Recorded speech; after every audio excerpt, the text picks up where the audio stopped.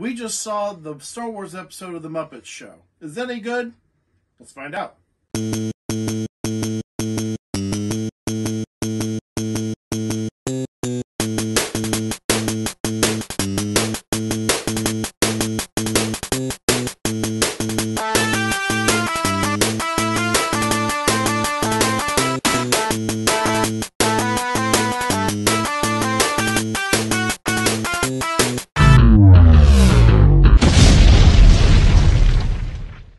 Hey guys, don't forget to subscribe and ring the bell so you know when we upload videos.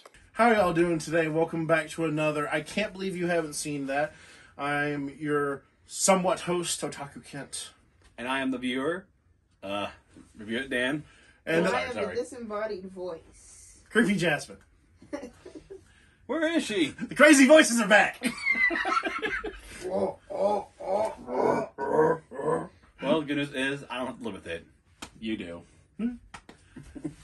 I love her, though. You live like 5 minutes down the road. True. I'll make you live with it. Yeah, I'm going to hear this on my window. I'm going to ask how you got up here. It's like 10 feet up. I'm black. I blend in with the dog. Anyways, we just saw the Star Wars episode of The Muppet Show, which I had just seen recently for the first time, and they just now recently seen it.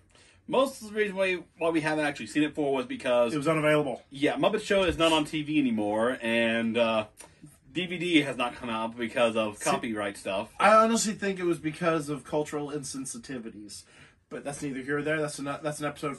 Talk for another episode. Yeah. So season 4 of the Muppet Show and season 5 of the Muppet Show never released on DVD. I own the first 3 seasons. Disney Plus recently added the Muppet Show finally. Well, considering that they now own the Muppets and Star Wars. Yeah. And so we decided, let's make an episode out of us watching the Star Wars episode. Because why the heck not? And boy, was it worth it. It was entertaining. I liked it. You were vibing with the songs. Yeah. I don't know. All the musical bits on there freaking slapped, especially the ones about the fish going to the ocean.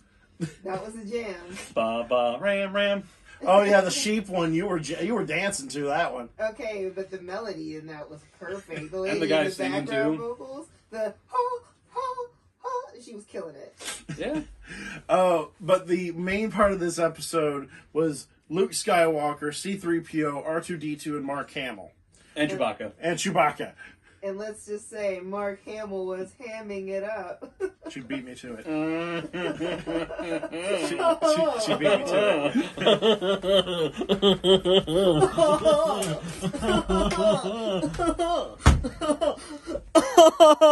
I'm surrounded by idiots. It was good. The Star Wars bits, Mark Hamill playing both himself and Luke. That was great. He had fun with it. You can tell, especially with the gargle. Oh, yeah, the gargling Garshwin. What the heck is Garshwin? Something made up. I would say so, but then again, I'm not, culturally knowledgeable.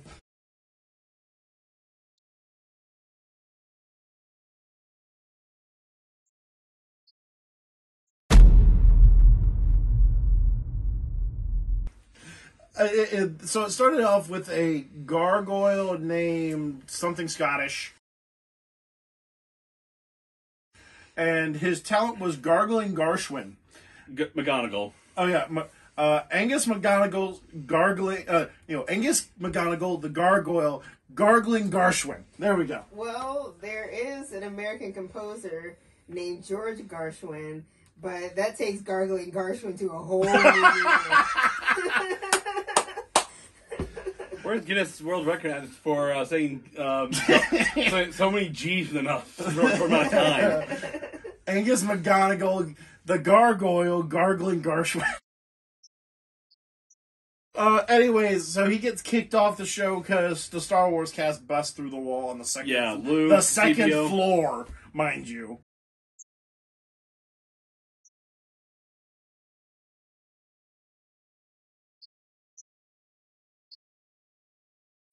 He busts through the second floor. And a spaceship. They're looking for Chewie. They're looking for Chewie. They said that their only hint was a note from the kidnappers No, from Chewie, saying that he was kidnapped by a bunch of turkeys.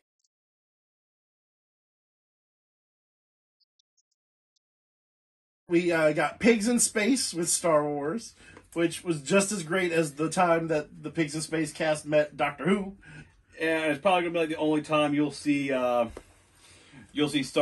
close to Star Trek meeting it with Star Wars. Yeah, that's true. That is very true.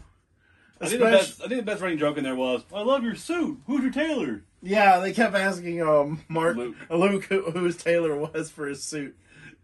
And the captain was his head was 42 thick for the size. And people thought the Wizards of Waverly Place and Sweet Life crossover was ambitious. No, the best part was what they said they were going to have a soft landing on the planet, and they didn't. They crashed. Well, Call that a soft landing? Well, you didn't push the big red button that stops everything. That's the break, you idiot.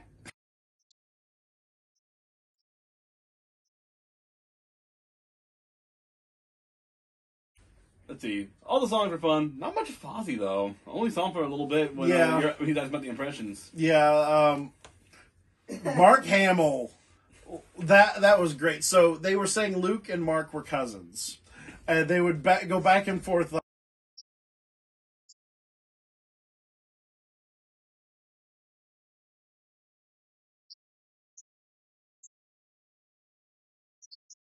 What can you do, Mark?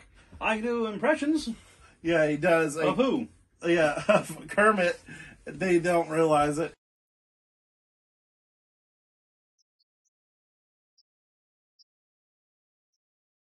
Yeah, they did some singing. Yeah, then he sang. 2 hours later. He danced and did a dancing comedian bit.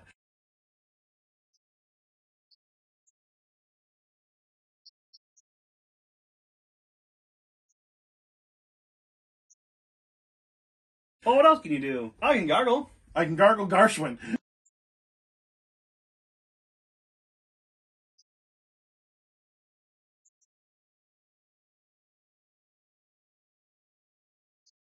Mark just looks so happy just being silly for once. Go away. I remember you telling me a story that when he did this, he was so happy doing this because George Lucas was much more of a hard ass. You will not laugh. You will not cry. You will learn by the numbers. I will teach you. Now get up. Get on your feet. You had best yourself or I will unscrew your head and down your neck. Sir, yes, sir. Private Joker, why did you join my beloved corps? Sir, to kill, sir. So you're a killer. Sir, yes, sir. Let me see your war face. Sir. You got a war face? Ah! That's a war face. Now let me see your war face. Ah! Bullshit. You didn't convince me. Let me see your real war face. Ah! You don't scare me. Work on it. Sir, yes, sir. Oh, I have no clue about that. I didn't tell you that. I heard somewhere like he was so much relaxed on the Muppet Show because they worked with his hours and they worked, weren't so hard on him just trying to do the stuff on there. Yeah, you just saw him like smiling. Yeah, he was gargling Gershwin with Angus McGonagall. That was great. That was the biggest smile that we ever get out of him, and out of old young Luke, to film. I'm telling you, he had such a boyish demeanor within the entire show. You would hardly recognize him just from his Star Wars things. He looked like he was having a really good time on the set. You could see it in his eyes. If I ever get a chance to meet him, I want to ask him if he had fun doing it. Because I just want to hear the stories. I think the only one who almost looked out of place was Chewie, but he just looked like he was lost. Like, what am I doing in this weird place?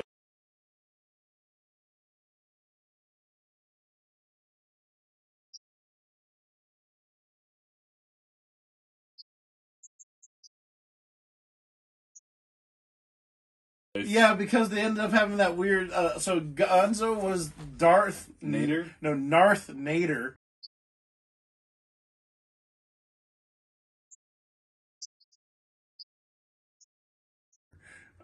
For obvious reasons.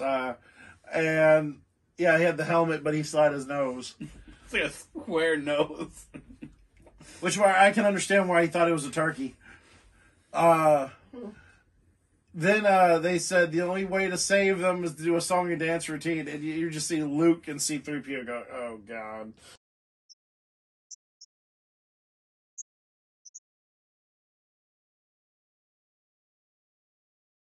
Why are we still here? Just to suffer? Yeah, literally put the heads. Yep. But they had to show off Wookiee's Chewbacca's weakness first. Gargling Garshwin! Again with the gargling of Garshwin. That was the biggest running joke in that one, too. Not as bad as the running gag with in one of the earlier seasons where things were falling out of the phone. You remember that one? Yeah. Hello? Who is it? Fire department. Hello? Coins start coming out. Oh, who is it? Las Vegas. I would love that phone call.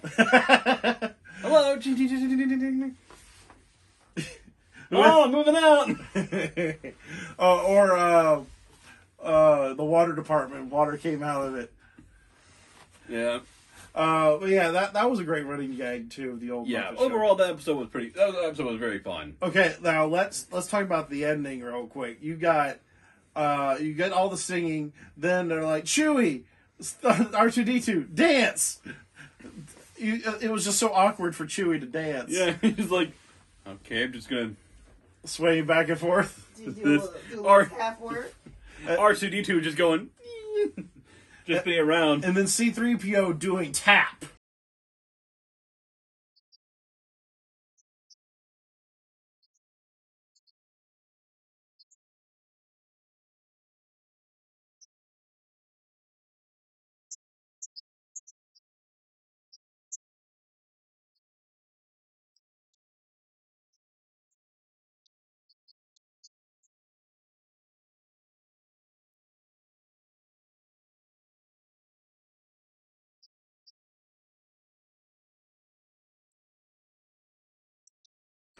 That was kind of fun. Yeah. And then I hear the tune, like, why did that tune sound so familiar for?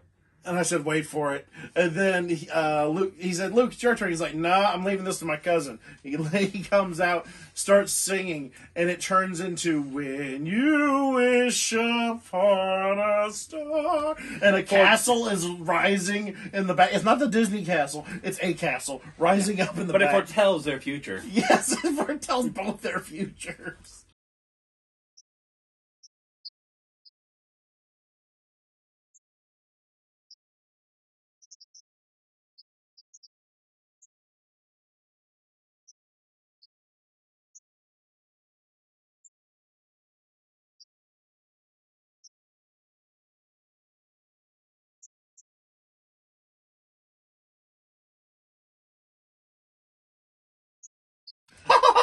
You'll be mine soon!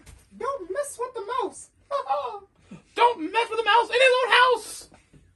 It's just great because, like, it just comes off because we're not only are we watching it on a Disney streaming service, they're both owned by Disney now. Now I just got the messed up image of Mickey Mouse being like Jabba the Hutt sitting on a chair like this. No! No! Iki me Star Wars and Muppet. Anyway, I'm more disturbed by the fact that you actually know the line. I don't know the actual line. It sounded really close. Because that's how it always sounds. It just with the flow. It's just Jabba going, solo Iki wo kone chamau. But yeah, that was. Oh, and then as with the credits are about to roll, they thank everyone. Luke comes out, thank you, Luke Skywalker. He goes, "Oh, you want to thank my cousin too?" He goes, "Yeah." Do you want to go bring him out? He's like, "I can do you one better." Everyone, Mark Hamill, and Luke steps to the side, and Mark comes out. They're both on the screen at the same time. Like, honestly, it was fantastic editing considering the time. I was like, how the fuck did they do that? When did that show come out? That one was in the 80s. And that was probably about the same time Green Screen was coming out, though. Yeah, Hard to say. Hard to say, yeah. Because CGI didn't become a thing until the 90s. True. I mean, we did have Star Wars, but CGI then wasn't happening. Yeah, Star Wars back there was all practical effects. I mean, they were all models and such. Models, puppetry. But all in all, we all had a really good time watching this episode. Yeah, it was fun. Jasmine never really grew up with the Muppets. Yeah, I didn't know anything about it. So my parents didn't like. My mom didn't like the Muppets for some reason. Did you ever figure that reason out? She just didn't like them. I guess it's probably the look of them. Yeah. I can understand because puppets look weird. Maybe she's just an uncanny valley with it.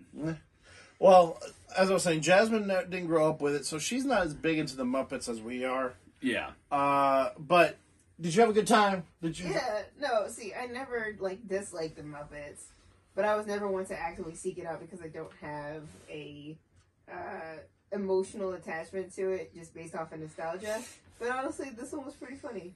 And most of the episodes, honestly, are pretty funny. Yeah, you just don't go, I'm in the mood to watch the Muppets. But I will say, this one has some of the better music. The fourth season gets really better, especially with Kenny Rogers doing the Gambler. That one was good. Like, they did a full-size human puppet, and it didn't look like a puppet. Like, the legs looked like a human's legs and arms. It was weird. I'll have to show her that one. Anything you want to add? That's pretty much it. It was a lot of fun. I liked it. Jazz still has to pick something for us to do for a bit of this. Yes. We'll get around to that. Until next time, guys, I'm Taki Kent. I'm Review Dan. Hope you all had a blast. And I'm the disembodied voice. Ooh. She's creepy Jazz. What? Just that disembodied voice just sounds weird. I don't know where it's coming from. Do you? Directly to your left. My God! We love you guys. Don't forget to love each other, and don't forget to stay random. Peace out.